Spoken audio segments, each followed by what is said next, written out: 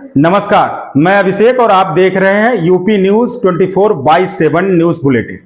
देश दुनिया, राजनीति, अपराध, खेल और आपके शहर से जुड़ी आज की सबसे बड़ी खबरें सिर्फ 10 मिनट में साफ, सटीक और निष्पक्ष। तो चलिए नजर डालते हैं आज की टॉप 10 हेडलाइन पर एक एक करके। बीजेपी के राष्ट्रीय अध्यक्ष के चुनाव में करीब 2.5 साल की देरी हो चुकी है, लेकिन अब माना जा रहा है कि इस महीने निश्चित तौर पर केंद्र में सत्ताधारी दल को नया राष्ट्रीय अध्यक्ष मिल जाएगा, क्योंकि ज्यादातर राज्यों को नया प्रदेश अध्यक्ष मिल चुका है और नई कार्यकारिणी तय हो चुकी है। राष्ट्रीय अध्यक्ष के चुनाव में इन्हीं की ही भूमिका रहने वाली है। इस बीच मीडिया में एक रिपोर्ट आई है कि बीजेपी को पहली महिला राष्ट्रीय अध्यक्ष मिल सकती है, लेकिन इसी के साथ एक और ओबीसी नेता का नाम सामने आया है।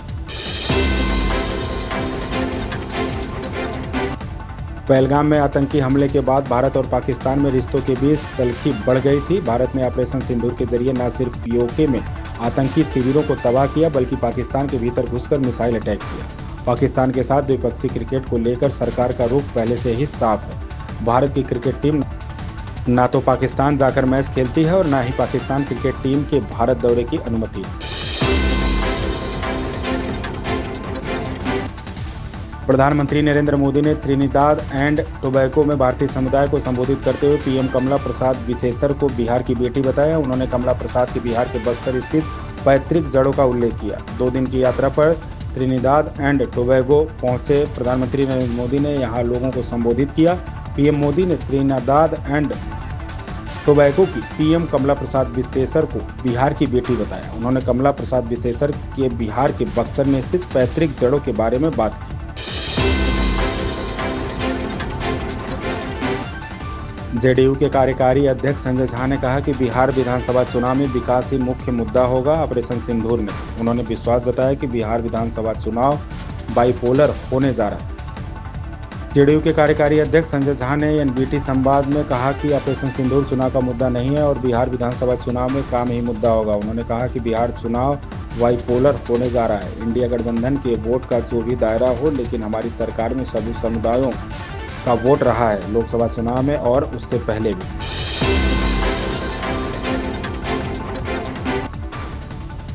बीजेपी में सांगठनिक चुनाव हो रहे हैं। हर दिन किसी न किसी प्रदेश में अध्यक्ष के नाम का ऐलान हो रहा है। जल्द ही उसे नया राष्ट्रीय अध्यक्ष मिलेगा। लोकसभा चुनाव से लेकर अब तक बीजेपी और उसके वैचारिक संगठन राष्ट्रीय स्वयंसेवक संघ के बीच रिश्तों में दिलचस्प उतार चढ़ाव दिखे हैं।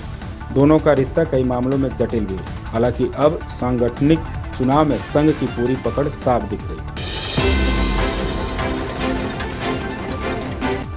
उत्तर प्रदेश के उप मुख्यमंत्री केशव प्रसाद मौर्य ने विपक्षी दलों पर जोरदार हमला बोला है। उन्होंने समाजवादी पार्टी, कांग्रेस और इंडिया गठबंधन के अन्य दलों को फर्जीवाड़े का भागीदार बताते हुए कहा कि इनकी राजनीति ही झूठ और भ्रम पर टिकी है। केशव प्रसाद मौर्य ने आरोप लगाया कि करोड़ों बांग्लादेशी घुसपैठिए इन्हीं दलों की करतूतों के कारण देश में वोटर बन गए हैं और जब चुनाव आयोग ने सख्ती दिखाई तो इन दलों का चेहरा लाल हो गया है। मुख्यमंत्री योगी आदित्यनाथ ने लखनऊ में 3 दिवसीय उत्तर प्रदेश आम महोत्सव 2025 का शुभारंभ किया। इस महोत्सव में देश भर के बागानों से चुनकर लाए गए 800 से अधिक किस्मों के आमों की प्रदर्शनी ने सभी का ध्यान आकर्षित किया है। महोत्सव का आयोजन अवध शिल्प ग्राम अवध विहार योजना सेक्टर 9 में हो रहा है। कार्यक्रम को संबोधित करते हुए सीएम योगी ने कहा कि हमारे बागवानों ने जलवायु परिवर्तन और ग्लोबल वार्मिंग की चुनौतियों के बावजूद तकनीक का उपयोग कर शानदार प्रदर्शन किया।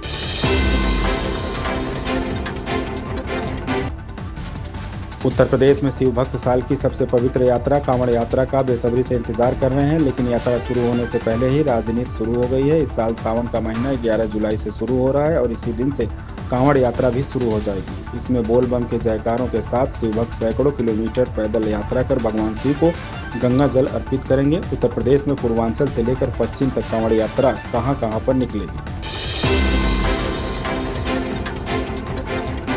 समाजवादी पार्टी सपा के अध्यक्ष अखिलेश यादव ने गुरुवार को एक बात कही। उन्होंने कहा कि उत्तर प्रदेश यूपी राज्य सरकार राज्य में हजारों प्राइमरी स्कूलों को बंद कर रही है। इससे बच्चों का भविष्य खतरे में। अखिलेश यादव ने कहा, यह बहुत ही दुख की बात है कि सरकार हजारों स्कूल बंद कर रही है, लेकिन पूरे राज्य में नई शराब की दुकानें खोलने पर कोई रोक नहीं है। ये 2 बातें दिखाती है कि बीजेपी की प्राथमिकताएं क्या है। उन्होंने यह बात आजमगढ़ में पार्टी के ऑफिस कम रेजिडेंस के उद्घाटन के दौरान कही। फिल्म निर्माता प्रहलाद निहलानी ने एकता कपूर पर भारतीय संस्कृति को बर्बाद करने का आरोप लगाया है। निहलानी का कहना है कि एकता कपूर के शो में बहुविवाह को बढ़ावा दिया गया, जिससे संस्कृति दूषित हुई। भारतीय टेलीविजन की क्वीन कही जाने वाली एकता कपूर ने 25 साल पहले के शो की अपनी पहली सीरीज शुरू की थी। निर्माता निर्देशक जल्द ही अपने शो के लिए प्रसिद्ध हो गई, जिनमें क्योंकि सास भी कभी बहू थी और कहानी घर घर की शामिल है। तो ये थी आज की टॉप 10 सबसे बड़ी और अहम खबरें सिर्फ 10 मिनट में। अगर आपको ये बुलेटिन पसंद आया हो तो वीडियो को लाइक करें और ऐसी ही साफ, सटीक और निष्पक्ष खबरों के लिए यूपी न्यूज 24/7 को सब्सक्राइब करना ना भूलें। आपकी राय हमारे लिए जरूरी है। कमेंट करके बताएं कि आपको कौन सी खबर सबसे ज्यादा महत्वपूर्ण लगी। मैं अभिषेक आपसे फिर मुलाकात करूंगा कल एक नए न्यूज बुलेटिन के साथ। तब तक के लिए नमस्कार, धन्यवाद और जय हिंद।